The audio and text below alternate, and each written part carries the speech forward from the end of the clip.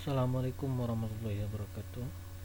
Berjumpa kembali kita dalam proses belajar mengajar. Kali ini dalam mata pelajaran PPKN. Adapun pembahasan kita kali ini adalah makna dari alinea pembukaan UUD 1945.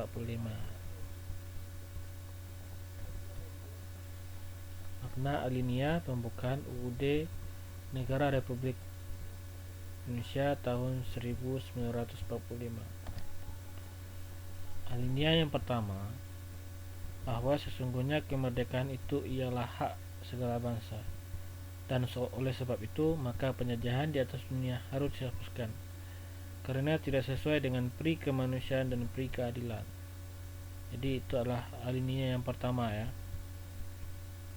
Jadi setelah Undang-Undang Dasar 1945 pembukaan, baru alinea yang pertama itu bahwa sesungguhnya kemerdekaan itu ialah hak segala bangsa, dan oleh sebab itu maka penjajahan di atas dunia harus dihapuskan karena tidak sesuai dengan pri kemanusiaan dan pri keadilan.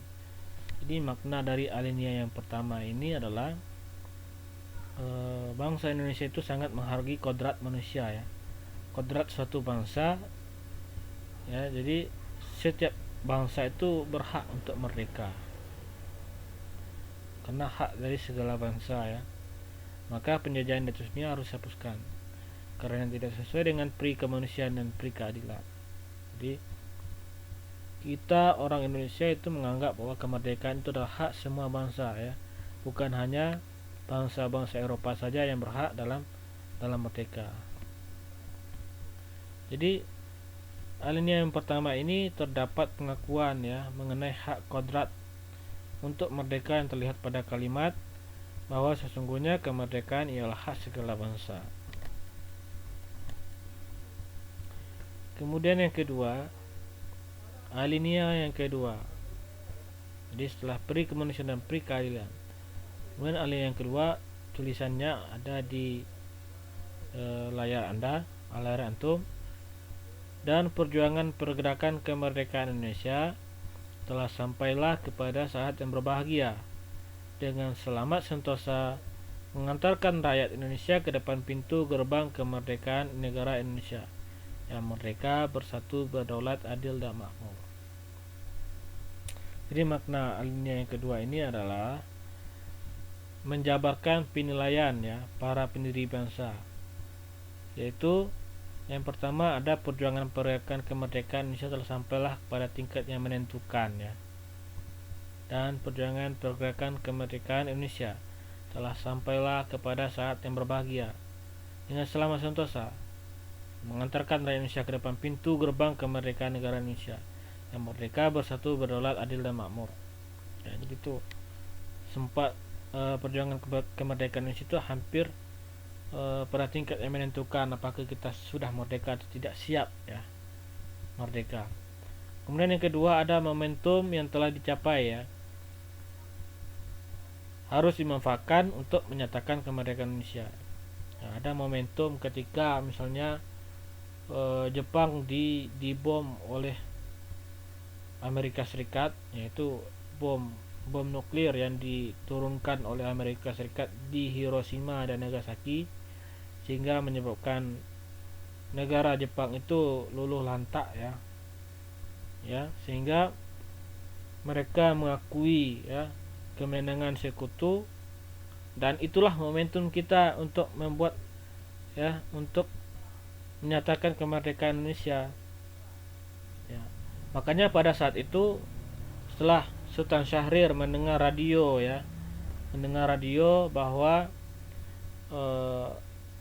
Jepang itu telah mengakui kekalahan ya terhadap sekutu karena Amerika Serikat sudah menurunkan nuklir atau bom nuklir di negara Hiroshima dan Nagasaki, sehingga menyebabkan militer Jepang itu hancur ya.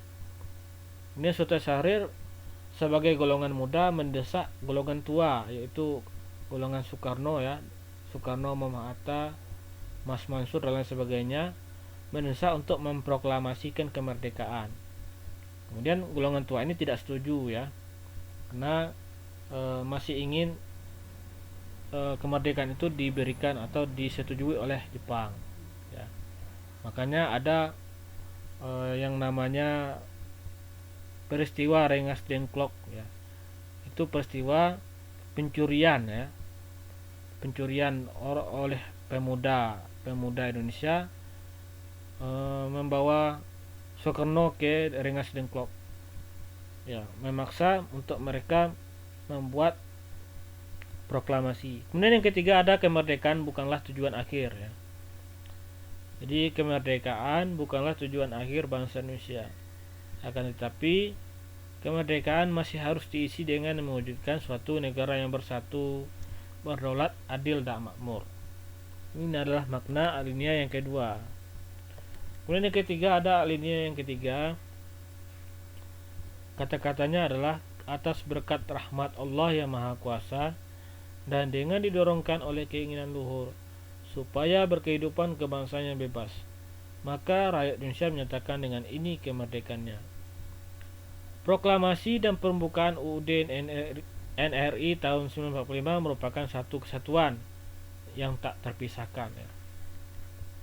Pada alinea ketiga, bangsa Indonesia mengakui nilai-nilai religius, menginginkan kebebasan dan bangsa ya. Di proklamasi itu ada di proklamasi itu tidak terpisahkan oleh UUD. Proklamasi kami bangsa Indonesia dengan ini menyatakan kemerdekaan. Jadi tidak terlepas dengan UUD Negara Republik Indonesia ya, merupakan penjabaran dari proklamasi. Kemudian alinea yang keempat atau alinea yang terakhir itu menjelaskan prinsip-prinsip serta pokok-pokok kaidah pembentukan pemerintah Indonesia, diperinci lebih lanjut. Jadi sebenarnya alinea keempat ini banyak ya isi kandungan dari alinea keempat, pembukaan UUD 1945. Jadi ada 4 prinsip ya, 4 prinsip alinea yang keempat. Yang pertama, tujuan negara yang akan diwujudkan oleh pemerintah negara. Kemudian yang kedua, tujuan pembentukan undang-undang dasar. Yang ketiga, bentuk dan norma negara ya, yaitu republik yang berkedaulatan rakyat. Dan yang keempat, ada dasar negara yaitu Pancasila. Jadi semua yang keempat ini adalah yang termuat dalam alinea yang keempat pembukaan UUD 1945. Kemudian daripada itu, untuk membentuk suatu pemerintahan negara Indonesia yang melindungi segenap bangsa Indonesia dan seterusnya ya, sampai akhir dari pembukaan UUD 1945. Ini isi dari kandungan alinea yang keempat ya, A, B, C, dan D. Dasar negara yaitu Pancasila ya. Oke, sekian pembahasan kita mengenai makna alinea pembukaan UUD 1945. Semoga kita semua bisa memahaminya. Kemudian Ustaz akhiri pembelajaran kita hari ini dengan mengucapkan alhamdulillahirabbil alamin. Assalamualaikum warahmatullahi wabarakatuh.